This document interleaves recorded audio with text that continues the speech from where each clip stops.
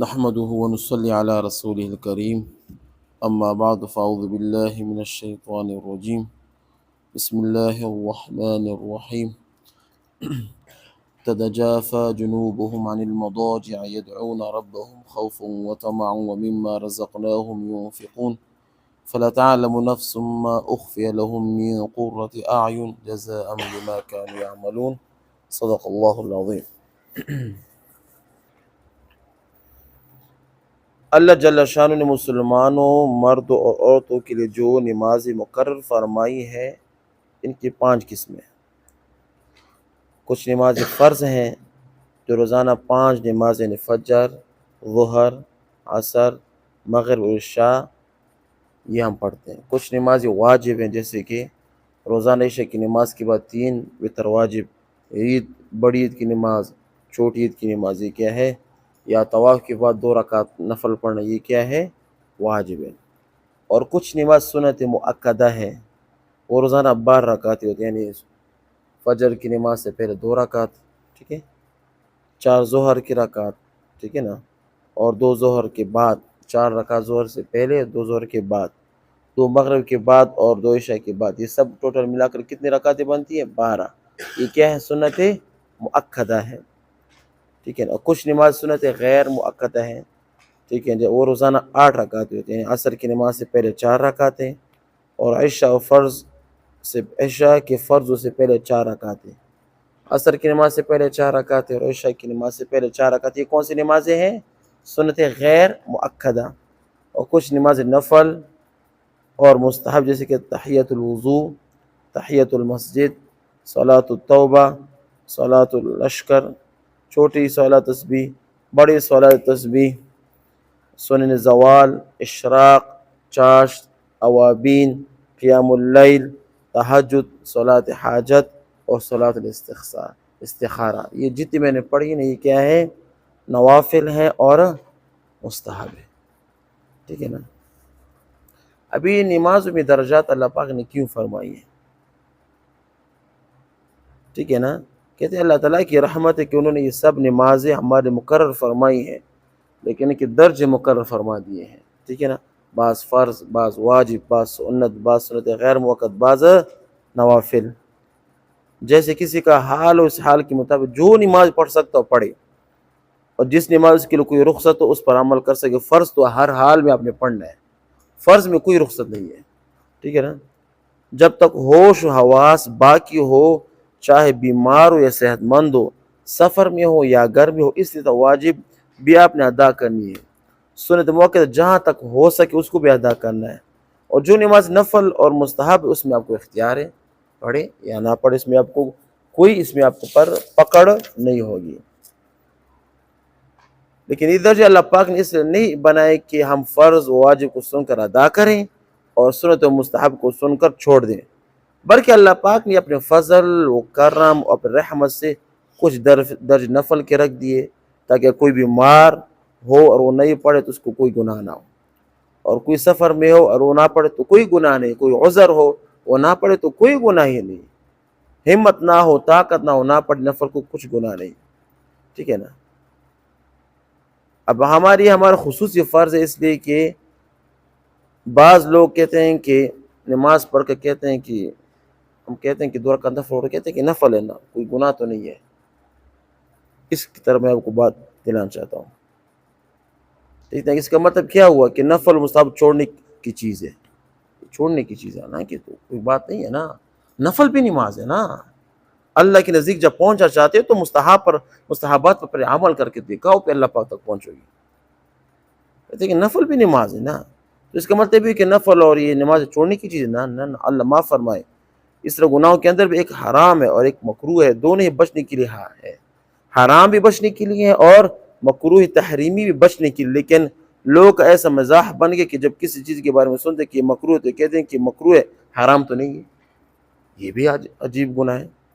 اس کا مطلب یہ لیتے ہیں کہ مکروہ ہو تو کر لینا چاہیے، حرام ہو تو بچنا چاہیے۔ یہ بہت بڑی غلط فہمی کی بات ہے، اللہ کے حکم کے اندر بڑی کوتاہی کی بات ہے۔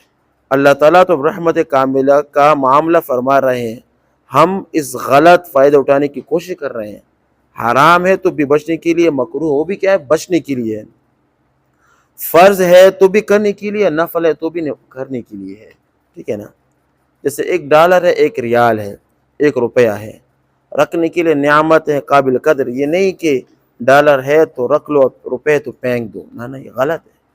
ایسے اسے سمجھ لیجیے. اور گناہوں کے بارے میں مثال سمجھ چاہیے کہ ایک انگارہ، ایک چنکاری. چنکاری کیا ہوتی ہے؟ انگارے کی چوٹ چنکاری ہوتی ہے. دونوں ہی سے بچنے کی ضرورت ہے.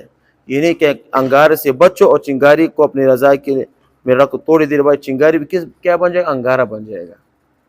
ٹھیک ہے نا، سمجھ آ گیا؟ تو فرض نماز بھی پڑھنے کی چیز ہے، نفل بھی پڑھنے کی چیز ہے. ایسی طرح حرام کاموں سے بچنا یہ بھی کرنے کی چھوڑنے کی چیز ہے، مکروہ سے بچنا یہ بھی کیا چھوڑنے کی چیز ہے. اب یہ کہتے ہیں کہ جو نوافل میں نے پڑھ لیا، نوافل میں سب سے افضل نفل کیا ہے؟ آج میں اس کے بارے میں کچھ آپ کو بتانا چاہتا ہوں کہ اس افضل نفل کیا ہے اس میں، کہ تہجد کی نماز ہے، جو عام طور پر رات کو سونے کے بعد، اٹھنے کے بعد ادا کی جاتی ہے. لیکن تہجد کی نماز کے سونا ضرور نہیں ہے. اگر کوئی شخص ساری رات جاگی، جیسے بعض لوگ شب قدر میں سارا جاگتے ہیں، شب برات میں بھی لوگ بعض اوقات جاگتے ہیں، اور بغیر سوئے تہجد پڑھی، تو اس کی تہجد بلا شبہ تہجد ہے، اور یقین اس کے لیے وہی ثواب ہے جو تہجد کے لیے بیان کیا گیا ہے. لیکن عام طور پر تہجد کی نماز وہ کہلاتے ہے جو سو کر اٹھنے کے بعد پڑھی جائے، کیونکہ عام طور پر تمام لوگ ساری رات نہیں جاگتے، بلکہ لوگ ساری رات کو سوتے ہیں اور رات کے کسی حصے میں اٹھ کر کیا کرتے ہیں؟ تہجد کی نماز ادا کرتے ہیں. ابھی تہجد کا وقت کون سا ہے؟ تہجد کی نماز کا وقت عشاء کی فرض کے بعد شروع ہوتا ہے، عشاء کی فرض کے بعد، اور صبح صادق تک رہتا ہے. صبح صادق میں صبح کی نمازوں سے پہلے.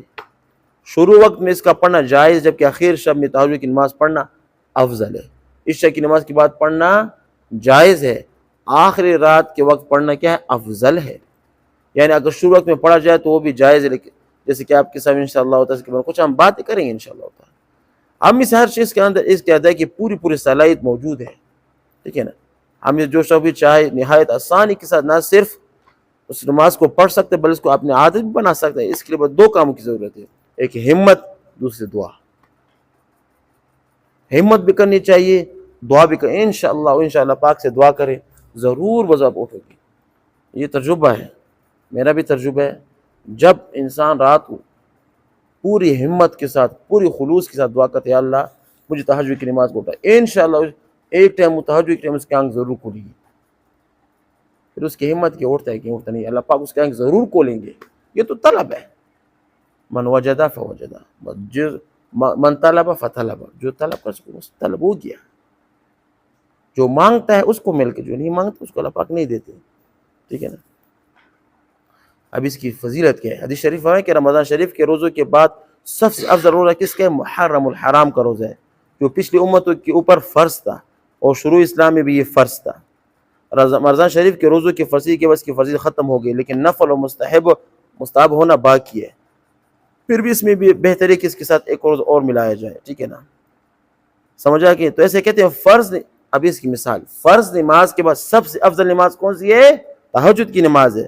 پر جب نبی کریم صلی اللہ علیہ وسلم نے اس کا سب سے افضل ہونا بتا دیا تو اس سے بڑھ کر اور فضیلت کیا ہوگی؟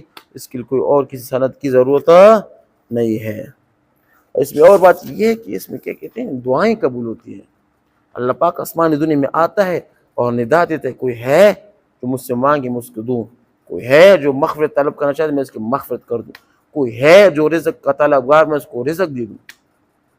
یہ سب سے بڑا فضیلت اس کی کیا ہے کہ اللہ پاک کی طرف کیا ہوتی ہے؟ انسان کی دعائیں قبول ہوتی ہے.